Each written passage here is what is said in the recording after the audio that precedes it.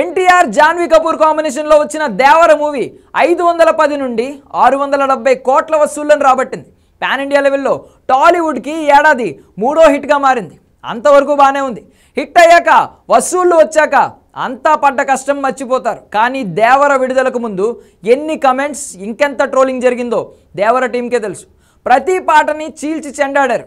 ఏ పాట సరిగ్గా లేదన్నారు, కాపీ అన్నారు, బ్యాక్గ్రౌండ్ సౌండ్ కూడా తుస్సందని కమెంట్ చేశారు. ఇలా పైశాచికంగా కమెంట్లు, ట్రోలింగ్స్తో దేవర మీద ఎవరెంత బురద జల్లినా ఆ వసూళ్ల వరద ఆగలేదు. అలానే ఇయర్ ఎండ్ వచ్చేసరికి దేవర పాటనే తూట అన్న మాట రాకుండా ఉండలేదు. ఈ ఏడాది మొత్తంలో ఎన్ని హిట్లు వచ్చినా, పాన్ ఇండియా లెవెల్లో ఎన్ని పాటలు తూటాల్లా పేలినా దేవర ఆల్బమే నెంబర్ 1 అని తేలిందా?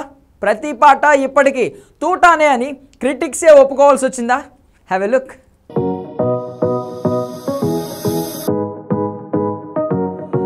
దేవర మూవీ రిలీజ్ అయ్యి రికార్డులు క్రియేట్ చేసి ఓటీటీని కూడా ఏలింది. కానీ ఇదే సినిమా రిలీజ్ టైంలో ఎంత రచ్చ జరిగిందో చెప్పలేం. టీజర్ మీద కామెంట్లు చేశారు, పాటల్ని పోస్ట్ మార్టం చేసి ప్రతి పాట వరస్ట్ అనేసారు. కట్ చేస్తే అసలు ఏడాది సౌత్ నార్త్ మొత్తంగా పాన్ ఇండియా లెవెల్లో బెస్ట్ ఆల్బమ్ ఏమిటి అంటే దేవర పేరే వినిపిస్తోంది.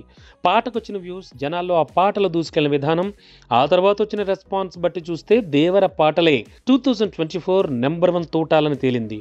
చుట్టమల్లే సాంగ్ వచ్చిన కొత్తలో అయితే ఇది శ్రీలంకన్ సింగర్ పాడిన మహీకే మగేహితే పాట కాపీ అన్నారు. కాస్త ట్యూన్ లో ఫ్లోలో అలా ఉంటే ఉండుండొచ్చు. కానీ అనిరుద్ధ్ మీద కామెంట్ల పేరుతో ఎన్టీఆర్ని, దేవర మూవీని టార్గెట్ చేశారు యాంటీ ఫ్యాన్స్. తెలుగు హీరోలు నార్త్ ఇండియా మార్కెట్ని శాసించడం ఏమాత్రం నచ్చని బీటౌన్ కుళ్ళు బ్యాచ్ అయితే దేవరని 670 కోట్ల వసూళ్లు రాబట్టాక కూడా వదలలేదు. ట్రోలింగ్స్కి లిమిటే లేదు. అంతగా దేవర మూవీని, అందులో పాటల్ని కామెంట్లతో యాంటీ ఫ్యాన్స్ బ్యాచ్ వేధించారు. సరే, దేవర పాటల్ని ఇంతగా ట్రోల్ చేశారు కాబట్టి ఈ ఏడాది దుమ్ము దులిపిన పాటలేంటా అని చూస్తే పుష్పలో టైటిల్ సాంగ్, సూసేకి పాటతో పాటు గుంటూరు కారంలోని కుర్చీ మడత పెడితే సాంగ్, ఇవే ఏడాది పాన్ ఇండియా లెవెల్లో తూటాల్లా పేలిన పాటలు. కాకపోతే పుష్ప 2 కానీ, గుంటూరు కారం కానీ, కల్కి కానీ ఇలా ఏ సినిమా తాలూకు పూర్తి ఆల్బమ్ హిట్ కాలేదు. అదే దేవర మూవీ పాటలను చూస్తే ఆల్మోస్ట్ ఆల్ హిట్ సాంగ్స్గా నిలిచాయి. యూట్యూబ్ని ఊపేయడమే కాదు, రింగ్ టోన్స్గా కూడా ఎక్కువ డౌన్లోడ్ చేసుకున్న పాటలుగా కూడా దేవర ఆల్బమ్కి క్రెడిట్ దక్కింది.